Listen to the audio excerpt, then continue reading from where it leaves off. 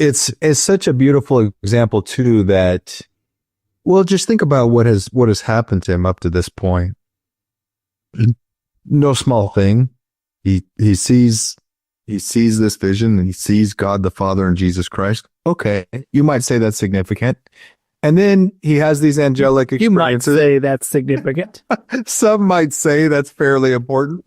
Then he has these angelic visitations. He continues to see, beyond the veil or through the veil with these personages that come and teach him and kind of enlighten him, illuminate his mind, and are preparing him essentially more or less to do this great work and to do this translation. And yet, with all of that background, what do we see happen? Well, here's Martin Harris, and he's getting a little pressure from his wife, and he's really feeling like I need to do something to get her to pipe down a little bit, to calm down, so that I can really support the work.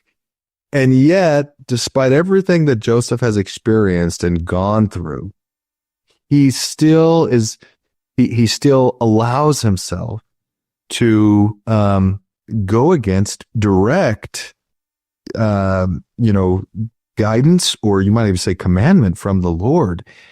And, the one, I think that's a warning to us. Like, hey, anybody can be, if you're not careful, if you're not humble, if you're not truly listening to and in tune with the Lord, you can be, deceived, so to speak, or you can trivialize a lot of what the Lord has commanded you in your life. And you can say, this really isn't that big of a commandment, or this isn't really that big of a deal. And you can minimize and trivialize it.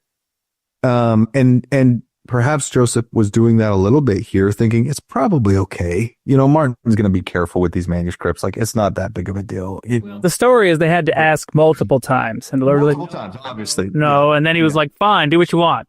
And then, here was like, okay.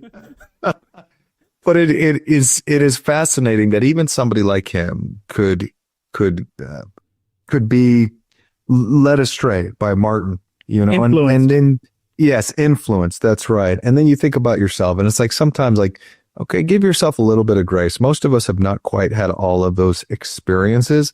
But the beautiful thing is we all have access to the same atonement. We all have access to the same redemption. Like, we may not be under the same level of condemnation that was hanging over Joseph at this moment in time, and we shouldn't minimize that either. Like, this was pretty serious, and I think he recognized it, and why he wanted to publish this, because this was a very serious moment for him.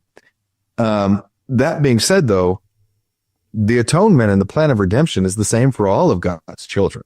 Like, we all have access to that, and it provides the same outcome for all of us if we do it right, if we utilize it correctly, if we truly go with a broken heart, a penitent heart, seeking forgiveness and guidance.